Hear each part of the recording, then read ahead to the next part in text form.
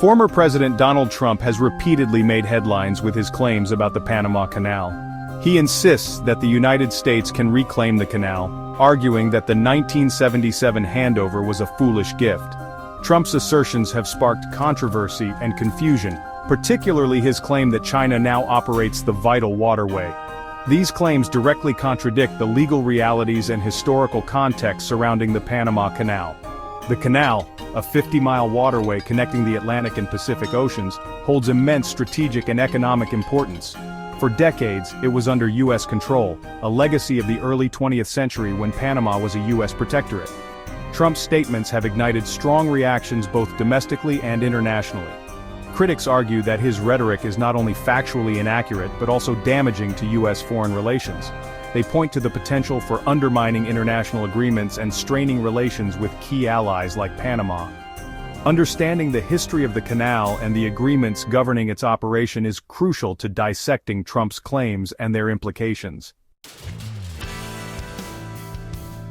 The foundation of Panama's control over the canal lies in the Torrijos-Carter Treaties, signed in 1977.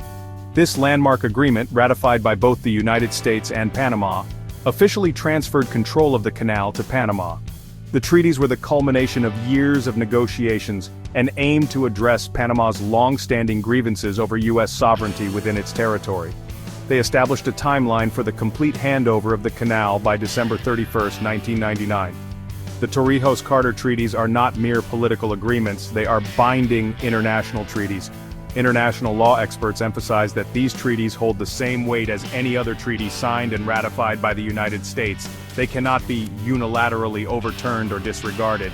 The U.S. does retain certain rights under the treaty, specifically the right to ensure the canal's neutrality.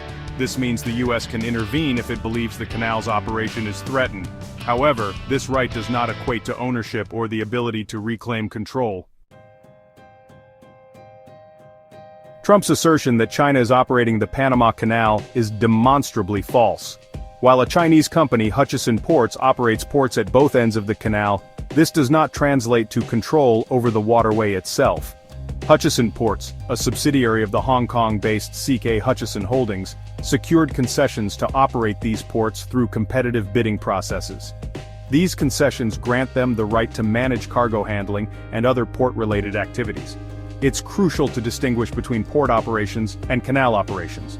The Panama Canal Authority, a Panamanian government agency, retains full control and management of the canal itself.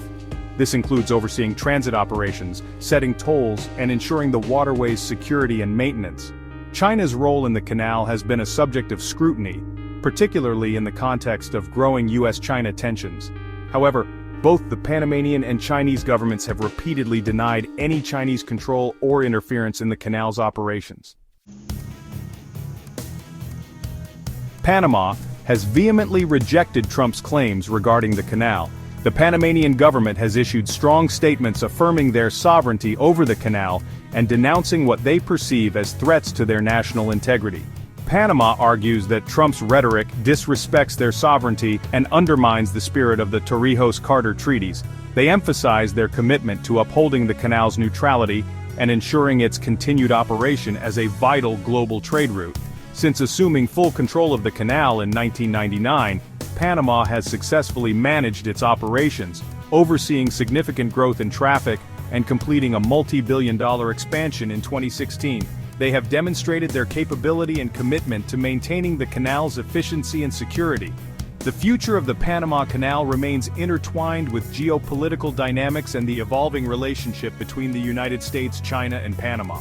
How these dynamics play out will significantly impact the canal's role in global trade and regional stability.